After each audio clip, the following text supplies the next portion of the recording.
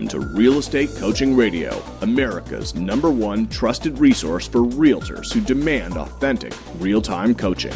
Starring award-winning real estate coaches Tim and Julie Harris. Get ready for unfiltered, full-strength honesty about what is truly working to get you into action and make you money in this new real estate boom. Now to our hosts, Tim and Julie Harris. Welcome back to Real Estate Coaching Radio. We are your hosts, Tim and Julie Harris, broadcasting live from a lovely day in Austin.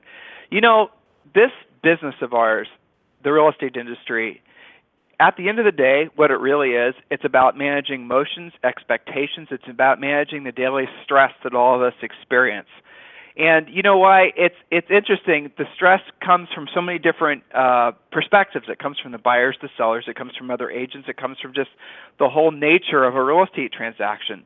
A lot of folks aren't really equipped emotionally to handle the stress of buying and selling a home. I'm talking about your customers. Well, heck, I might even be talking about some of you.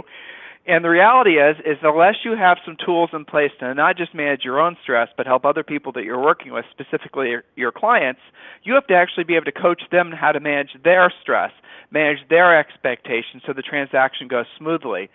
When we're when we're coaching one of you guys and we hear in your voices the stress that comes along with being a successful real estate practitioner, sometimes you just get so used to feeling that stress you think it's normal. In other words, you think that just is part of the job. You think that you have to carry that burden around with you at all times. And the fact is you don't. And you need to learn to not necessarily manage it, but you need to learn how to recognize it. And then you also need to know the tools to basically set that stress free and put it in its own perspective. And that's what today's and probably tomorrow's radio show is. And the topic was chosen by Julie. And Julie, why did you think this would be a great topic for these guys? Well, Tim, it's a great question. I think that every single one of them is affected in some way at some point, every day, every week, every month, with managing the day-to-day drama. And sometimes it's not managing even your own drama. You can be in a really great place, in a great mood, everything's going fantastic, and all you have to do is open your email or your voicemail or talk to another agent or your deal is going sideways on you, right? And sometimes there's really I always joke that, you can have the most perfect deal in the world. Everybody's approved. Financing looks great. It's a great house. And, even on deals that look like that, something will come up to try and wreck the deal. It's just the nature of what we're dealing with. One of my title agents once counted the number of people involved in a real estate transaction is over 40 when you take into consideration the appraiser, the other agent, agent's assistants, team members, financing, title, escrow, everything. And the fact that you're dealing with people, of course there's going to be drama. So I chose this because I hear it on my coaching calls. I hear it from the coaches about their coaching calls with those clients. And, it can be dealt with. It can be better. It's not actually normal to operate at that level of stress, guys. We want to help you deal with that. So physiologically, we all have different capacities to handle different levels of stress. Some people are just, they're designed to handle more stress than other people. But regardless of where your capacity is as far as handling stress, the fact is that you need to know how to manage it so that you, again, can coach your clients or your team members how to manage their stress. Stress is something that if it's not kept in check will obviously burn you out and also, could also cause some pretty nasty physical problems as well. So we're going to walk you guys through specific ways to identify and manage the drama and stress in your real estate practice and your life. And then we're going to give you the specific tools that are necessary, thinking things, right? We're going to tell you exactly step by step how to work through the stress, work through the drama. Most of these things can be done in your head. You can, in essence, self-coach yourself, walk yourself through the process that we're going to share with you so you can get yourself leveled again, you can get yourself focused on what you're supposed to be doing, and you don't have to basically become all sucked into the stress and drama that is so much of the real estate industry. So, Julie, why don't you just jump right into your notes? Perfect. You got it. Okay, so again, what we're talking about today, how to manage the day-to-day drama in your real estate practice so that you don't let the drama wreck your time, your income, and, of course, your sanity. So there's a great quote from the author Viktor Frankl, who wrote a book you all should listen to or read. It's called Man's Search for Meaning. Tim, you and I listened to that on an audiobook, and it's really a fascinating book and I think really keeps things in perspective. So Viktor Frankl's quote was, everything can be taken from a man, but the last of human freedoms, the ability to choose one's attitude in a given set of circumstances, to choose one's way. So I love that quote because he's talking about choosing how you deal with things in a given situation. So then that led to some research on this, and there was a book written by a professor of management named Cynthia Fisher, and she was talking about this very topic, how to manage the emotions at work. So based on her research, the most common negative emotions that are dealt with in the workplace are the following: frustration, irritation, worry and nervousness, anger or aggravation, dislike, disappointment, and unhappiness. So some of this should sound familiar from your daily real estate practice. Not that we ever feel that way, right? We're never frustrated in real estate. That I can't imagine. But actually, this can all be experienced in about the first 20 minutes on your Monday morning. I remember, we used to joke about it. Okay, who's got the Mondays today, right? Mondays were always a tough day in real estate because you're coming off of the weekend, and you just knew something was hiding in your voicemail. Does that make sense, Tim? Well, it's all the usual, right? Stuff that people should have done on Friday that they didn't, or maybe stuff they should have done on Wednesday that they didn't. It's all the unsatisfactory conditions. It's all the things that it is.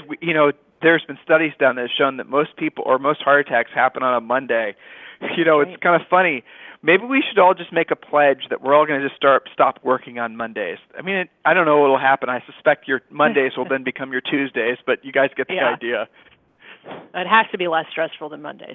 Well, so the challenge is knowing what to do about these feelings. I think we can all acknowledge and agree that they happen in real estate, and to not allow them to ruin your time management, your cash flow, your conversations, your prospecting, and especially your relationships, both with your clients and your family and everyone you're in contact with. So today we're going to look at, and probably tomorrow, the strategies to deal with how to control your feelings before they control you.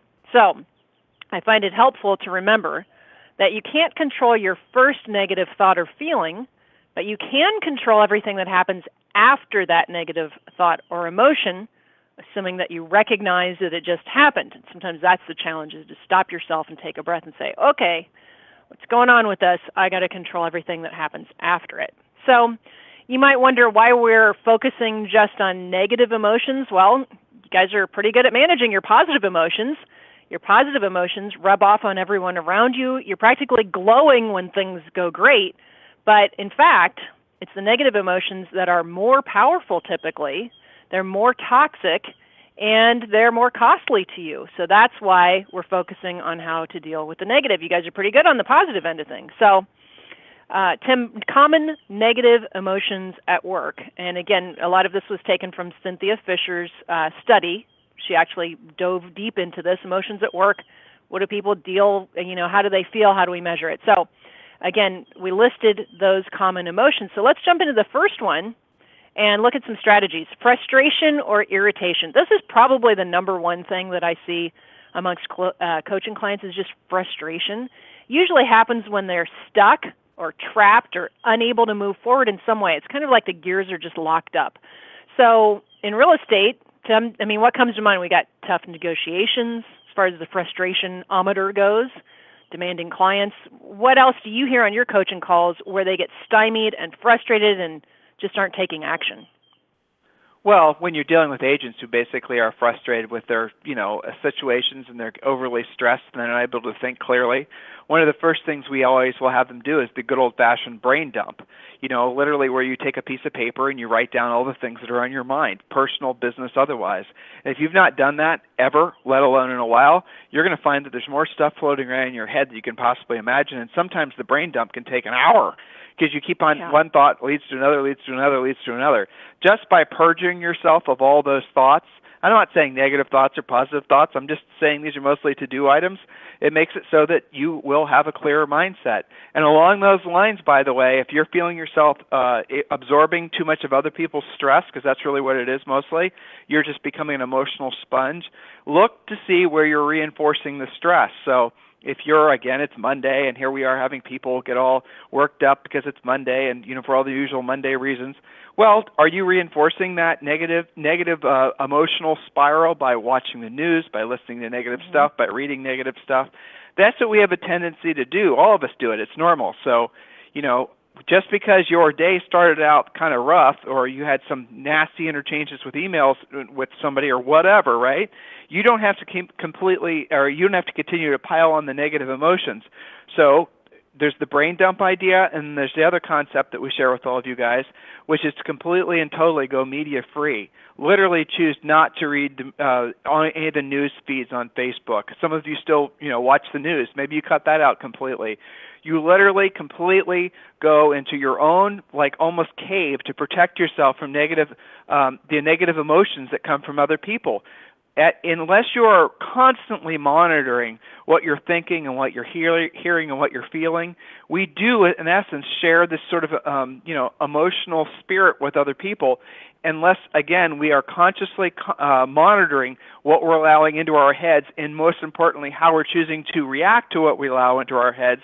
Unless we can actually stop those emotions, that we are always going to basically essentially be living in the ebbs and flows of the people that we're working for. As in essence, as a real estate practitioner, you're working for your buyers and your sellers, or you're going to be essentially living in the flow of the agents that you're working with, or whatever. You get the point? So start by doing a brain dump, back that up by going media free, and then start working on really monitoring yourself on an ongoing basis by asking yourself the questions. How do I feel right now? The word is feel. Don't say how am I thinking, or don't say what am I thinking. Say how do I feel.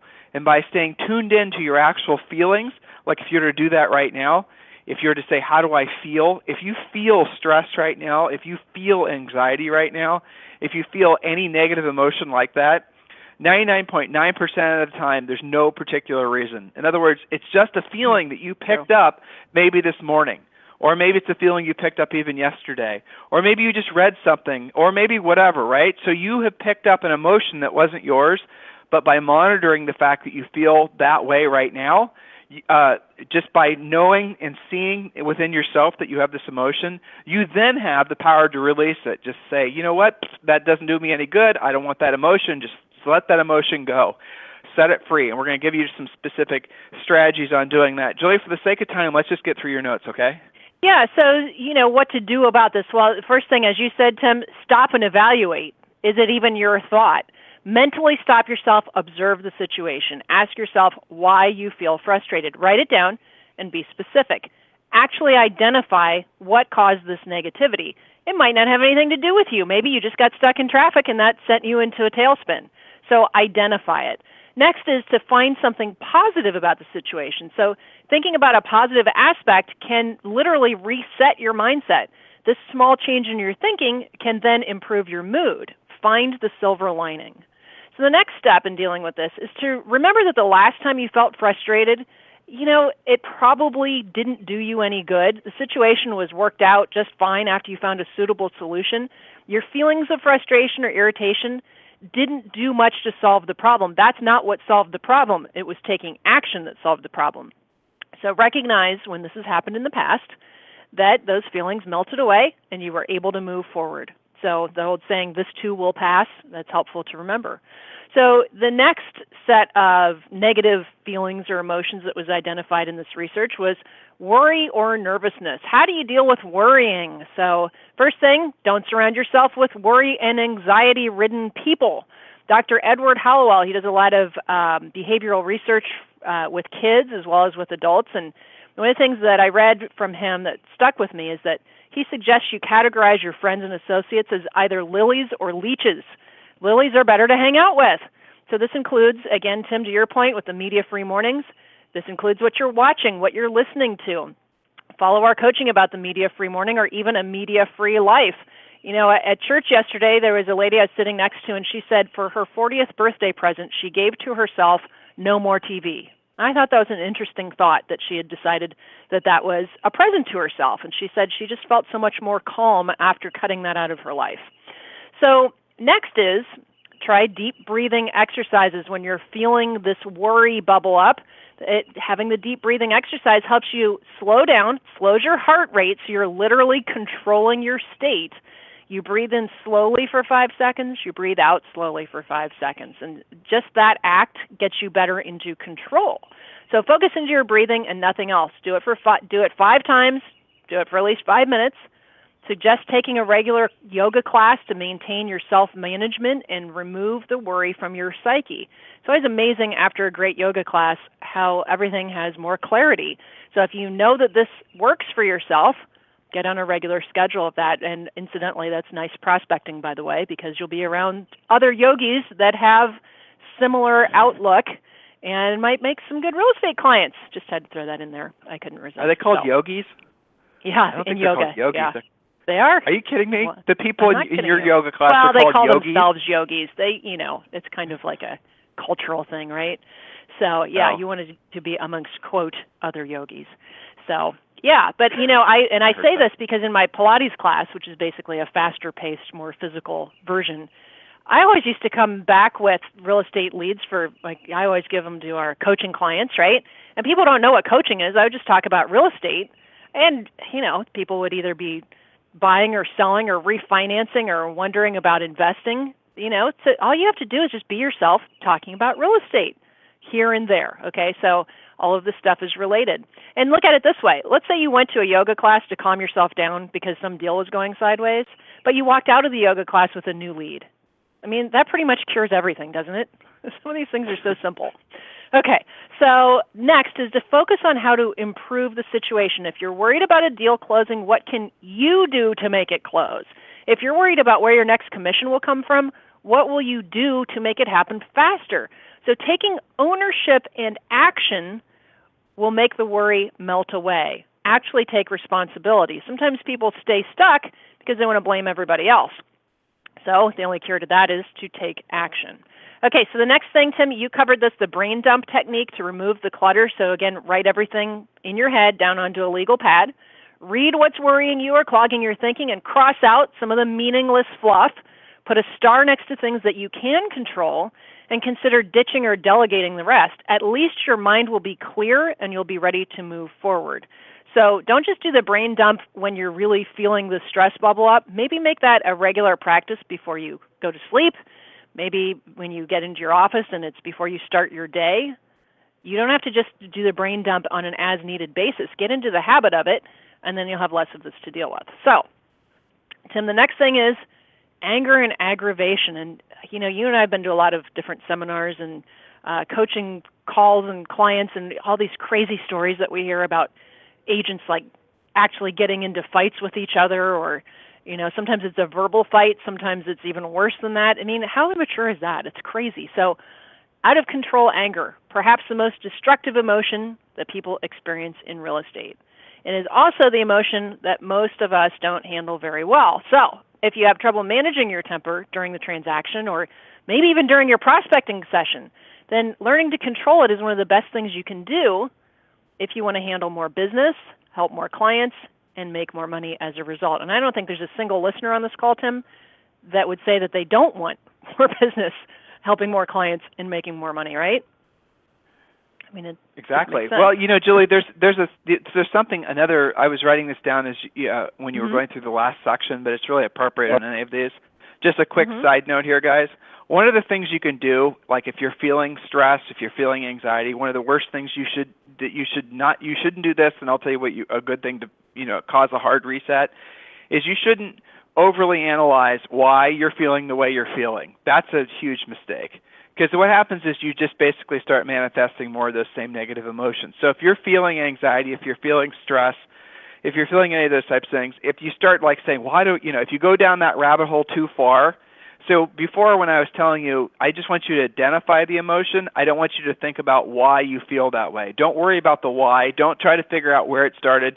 Don't try to figure out, all of that, because then you just give that emotion more strength. You give it more power. So if you do find yourself in an emotional state, in order for you to be conscious of how you're feeling, you have to be present with yourself, and that's what the whole breathing exercise is about.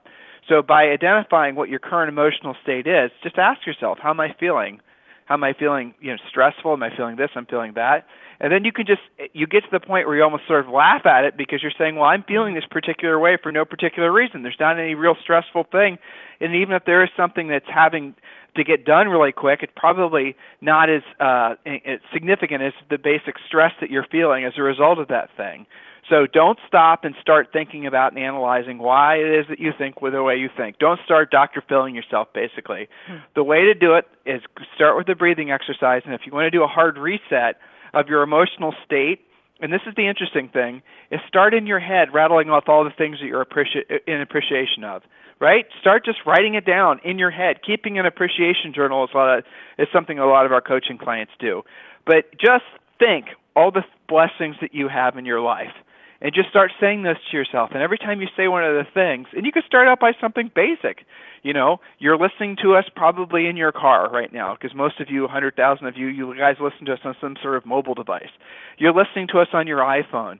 Well, there's something to be in appreciation of, right? I mean, then you can kind of go from there. You can expand from there. So when you're in appreciation of something, it's not just enough just to say it. You have to feel the feelings of being in appreciation of it.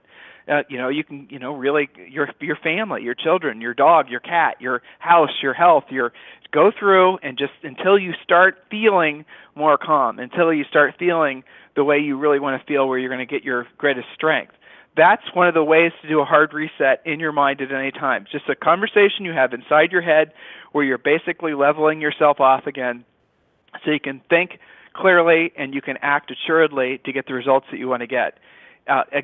Guys, don't worry if you're somebody who is a worry person. Don't stress if you're somebody who feels a lot of stress. Don't allow that by focusing on the emotion, by thinking, again, this is worth restating, by drilling down on where and why and how and who and thinking there's something wrong with you, you in essence make something wrong with you. The unbridled, unconstrained stress and anxiety that is normal part of life nowadays, the reason that continues to manifest in so many of us is because we, without knowing it, we essentially reinforce it. We read the books, we intake the media, we hang around with the people, we do this, we do that. So the next thing you know, you have wall-to-wall stress, 24 hours a day, 7 days a week. You're in this permanent state. You guys know how you feel when you're on vacation, where it just feels like you're present with the place, like you go to some foreign country or it doesn't matter where you're not thinking about all the normal things. You've broken your normal pattern of thinking. You know how you feel automatically calm? That is because you are in a place that's causing you to be present. So when you go on vacation, especially some foreign land, where you've never been there before, where you're constantly looking around and you're taking in all these new experiences, new smells, new sights, new everything, that is in essence being present. When you hear these people talk about, okay, now we're going to throw in something crazy here. For a lot of you it's crazy, but for those of us who've studied this, it basically makes perfect sense. But when you hear people throwing around the word enlightenment, that's really what they're referring to, being in a state of presence continuously, not just basically being there and being, so much of us, we're not ever present. We're living in the past, we're living in the future. That's where the stress and anxiety comes from, not being present. Ultimately, that's where this conversation leads. The lack of presence is what leads to the stress. So just think about it. When you were on vacation last time, wherever it was, whenever it was, hopefully it wasn't that long ago and hopefully it was someplace exotic or someplace fantastic, the way you felt then was presence. If you meditate, the way you feel when you're meditating is the presence of just not being in the future, not being in the past. If you're present and you're experiencing that through, again, going through the exercise of showing gratitude, that puts you in a present place as well. The stress just goes away. So by being conscientious of A, how you're feeling, and B, if you don't like the feeling, the emotion that you're having, just releasing it. And the best way to release it is breathing. You can obviously do meditation, or if you're on the road, you can't meditate because you want to close your eyes and do all the ums and the ahs, then basically just in your head start thinking about all the things you're grateful for. That's how you get in control of your mindset.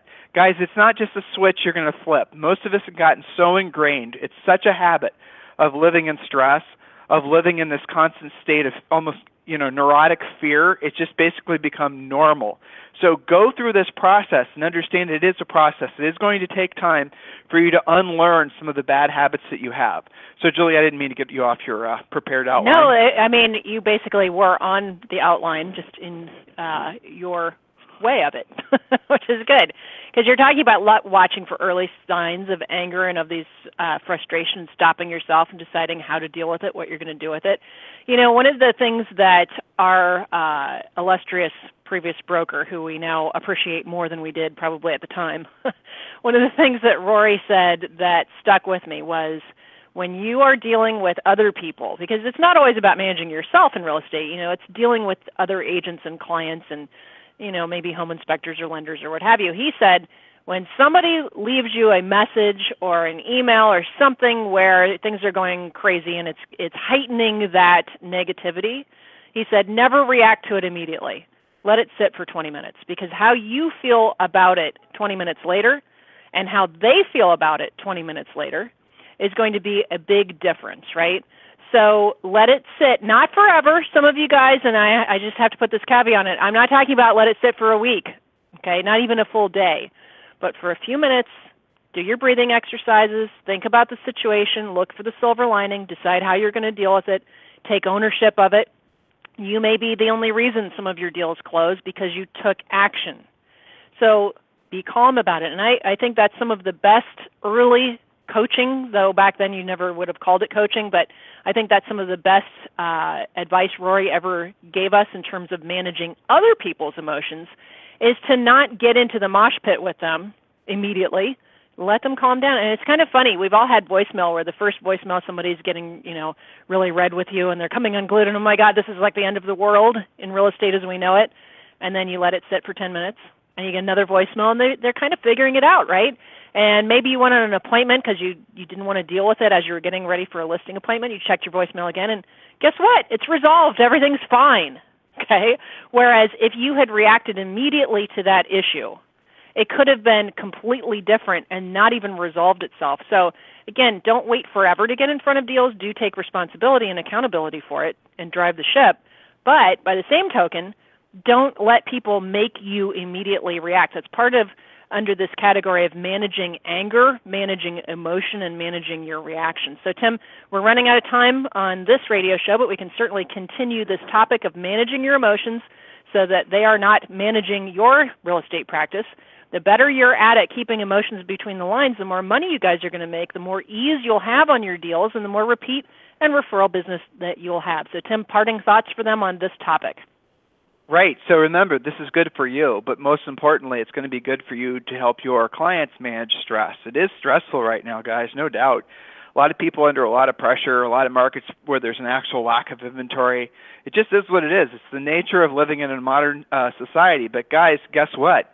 If this were the 18th century and we were on a webinar, yes, I know there were no webinars in 18th century. There was no blog talk radio in 18th century. I get it. But if we were having this conversation in the town square, managing stress and emotions and drama, we'd probably be having the exact same outline, probably talking about virtually the exact same thing. In other words, the modern day incarnation of stress and drama is probably something that's been around with us forever.